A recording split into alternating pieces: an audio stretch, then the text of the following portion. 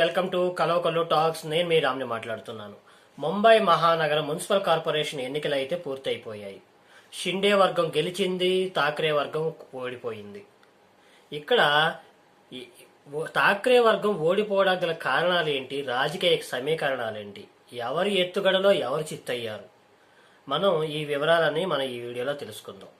విషయంలోకి వెళ్తే ముంబై మహానగరం అనేది దేశంలోనే అత్యంత సంపన్నమైనటువంటి నగరం, అతి పెద్ద కార్పొరేషన్ కూడా. దీని బడ్జెట్ ఇంచుమించుగా దాదాపు 50,000 కోట్ల పైమాటే. అంత పెద్ద మహా సంపన్నమైనటువంటి నగరంలో 30 ఏళ్ల పాటు, దాదాపు 3 దశాబ్దాల పాటు ముంబై అంటే శివసేన, శివసేన అంటే థాక్రే కుటుంబం లాగా ఒక పెద్ద కంచుకోటను ఏర్పాటు చేసుకొని ఆ కంచుకోటని పాలిస్తూ ఉన్నటువంటి ఈ థాక్రే కుటుంబానికి ముంబై ప్రజలు షాక్ ఇచ్చారు. ఇక్కడ థాక్రే కుటుంబం ఓడిపోగడానికి గల కారణాలు ఏంటంటే చాలా ఉన్నాయి. అయితే షిండే వర్గం పన్నినటువంటి వల, అలాగే మోదీ మేనియా, మోదీ వేసినటువంటి మాస్టర్ ప్లాన్ ఇక్కడ షిండే వర్గానికి విజయాన్ని చేకూర్చింది. ఏం జరిగింది, చరిత్రలోకి వెళ్దాం. ఒకసారి చరిత్ర చూసుకుంటే 1960లో బాలాసాహెబ్ అనే వ్యక్తి మరాఠా మనోభావాల అనే నినాదంతో శివసేన పార్టీని స్థాపించారు. ఇక్కడ ముంబైలో బయట నుంచి వచ్చినటువంటి వ్యక్తులను వాళ్ళ ఆధిపత్యాన్ని తగ్గించాలి, వాళ్ళ ఆధిపత్యానికి వ్యతిరేకంగా స్థానిక ప్రజలకు అండగా ఉండి ముంబై నగరాన్ని తన గుప్పెట్లో పెట్టుకున్నాడు. 1990 సంవత్సరం నుంచి నేడు జరిగినటువంటి ముంబై మహానగర ఎలక్షన్స్ వరకు ముంబైలో వాళ్ళదే, ఈ థాక్రే కుటుంబానిదే ఆధిపత్యం. అలాంటి కంచుకోట నేడు పగిలిపోయింది, బద్దలైపోయింది. ఇక్కడ బాలాసాహెబ్ ఉన్నంత కాలం ఆయన మాటే శాసనంగా నడిచింది. ఎప్పుడైతే అధికారం ఉద్ధవ్ థాక్రే చేతుల్లోకి వచ్చిందో అప్పటి నుంచి వాళ్ళ పతనం మొదలైంది. ఎందుకంటే ఈ ఉద్ధవ్ థాక్రేలోకి ఎప్పుడైతే అధికారం తీసుకున్నాడో వాళ్ళ మౌలిక సిద్ధాంతమైనటువంటి దూకుడిని తగ్గించేశారు. అంతేకాకుండా ఉద్ధవ్ థాక్రే వెళ్లి ఎన్సీపీతో, కాంగ్రెస్తో చేతులు కలపడం శివసేన సైనికులకి అస్సలు నచ్చలేదు. ఇక్కడ బీజేపీకి ఇదే అడ్వాంటేజ్ అయింది. ఇక్కడే మాస్టర్ ప్లాన్ చేసుకుంది. ఏంటంటే శివసేనలో చీలిక రావాలి అనే ఆలోచనతో శివసేనలో ఉద్ధవ్ థాక్రే ఒంటరి వాడైపోతే అక్కడ ఉద్ధవ్ థాక్రేని గెలవచ్చు అనే ఆలోచనతో ఇక్కడ ఏక్నాథ్ షిండేని అస్త్రంగా వాడుకుంది. బాలాసాహెబ్ కి అసలైన వారసులం మేమే అంటూ ఏక్నాథ్ షిండే ఎవరైతే ఉన్నారో బయటికి రావడం, ఆయనతో పాటు ఆయన ఒక్కడే బయటికి రావడమే కాకుండా పార్టీ గుర్తుని, పార్టీని కూడా ఆయన కైవసం చేసుకున్నాడు. ఇదే థాక్రే కుటుంబానికి తగిలినటువంటి మొట్టమొదటి దెబ్బ. ఇక్కడే వాళ్ళ పతనానికి నాంది పలికింది. ఇక్కడ బీజేపీ ఓన్లీ మద్దతు ఇవ్వడమే కాకుండా ముంబైలో ఉన్నటువంటి గుజరాతీలని, హిందీ ఓటర్లను కూడా ఏకం చేయడం మొదలుపెట్టింది. ఇంకొక సైడ్ నుంచి షిండే వర్గం ముంబైలో ఉన్నటువంటి మరాఠా ఓటర్లని శివసేన వర్గం నుంచి, ఈ ఉద్ధవ్ థాక్రే వర్గం నుంచి వేరు చేయడం మొదలెట్టింది.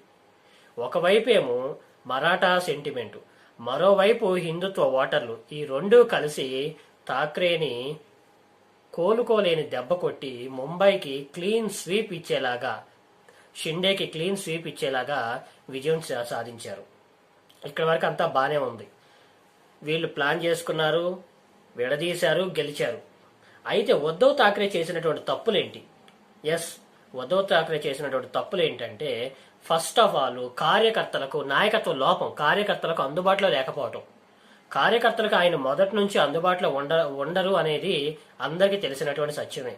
కానీ షిండే క్షేత్రస్థాయి నుంచి, షిండే మాత్రం క్షేత్రస్థాయిలో తన పని తను చేసుకుంటూనే పోయాడు. ఇక్కడ వరకు బానే ఉంది. కానీ ఉద్ధవ్ థాక్రే మాత్రం ఫేస్బుక్ లో లైకులు కొట్టుకుంటూ కూర్చున్నాడు. ఇదే పని అయిపోయింది.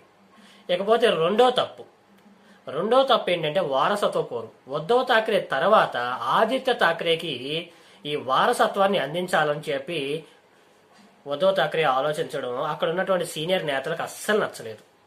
ఇది రెండో తప్పు. ఇకపోతే మూడో తప్పు అవినీతి నీడలు. ఇక్కడ ముంబై నగరంలో, ముంబై మున్సిపల్ కార్పొరేషన్ లో ఏ ప్రాజెక్టు నడవాలన్నా, ఏ కాంట్రాక్ట్ నడవాలన్నా ఈ ఉద్ధవ్ థాక్రే అనుచరుల హస్తం లేకుండా నడిచేది కాదు. సో ఈ విషయాన్ని బీజేపీ ప్రజల్లోకి బలంగా తీసుకెళ్లింది. అంతేకాకుండా ఇంకొక అద్భుతమైనటువంటి నినాదం కూడా యువతను ఆకర్షించేలా చేసింది. ఏంటంటే ఆ నినాదం, ముంబై గ్లోబల్ సిటీగా అవ్వాలి అంటే థాక్రేలు పోవాలి అనే నినాదాన్ని యువతలో బాగా ఆకర్షించేసింది. సో ఈ ఈ తప్పుల వల్ల ఈ థాక్రే కుటుంబం ముంబైని వదులుకోవాల్సి వచ్చింది. ఇక్కడి వరకు బాగానే ఉంది, ఎత్తుగడలన్నీ బాగానే ఉన్నాయి. ముంబైని ఇప్పుడున్నటువంటి షిండే ప్రభుత్వం కొత్తగా ఏర్పాటు చేయడానికి సిద్ధమవుతుంది. ఇప్పుడు అసలైన సవాల్ ఏంటంటే, వాళ్ళని ఎత్తుగడలు వేసి మరీ ఓడించారు. ఇప్పుడు అసలైన సవాల్ ఏంటంటే, ముంబై ప్రజలకు షిండే మరియు బీజేపీతో కూడినటువంటి ఈ కూటమి ప్రభుత్వం ఇచ్చినటువంటి హామీలను నెరవేర్చగలదా అంటే కొంచెం కష్టమే, కానీ ప్రయత్నిస్తే సాధ్యమవుతుంది. ఎందుకంటే మొదటి ఎజెండా ఏంటంటే, వీళ్ళు ఇచ్చినటువంటి హామీల్లో మొదటి ఎజెండా ఏంటంటే గొంతలు లేనటువంటి ముంబై, రెండోది మెట్రో రైల్ కనెక్టివిటీ, మూడోది మురికి వాడల నిర్మూలన. ఈ ఎజెండాతో వాళ్ళు ప్రజలని మంత్రముగ్ధులను చేసి విజయం సాధించారు. ఇంకొక విషయం ఏంటంటే, ఇక్కడ ప్రజలు కూడా మార్పును కోరుకున్నారు.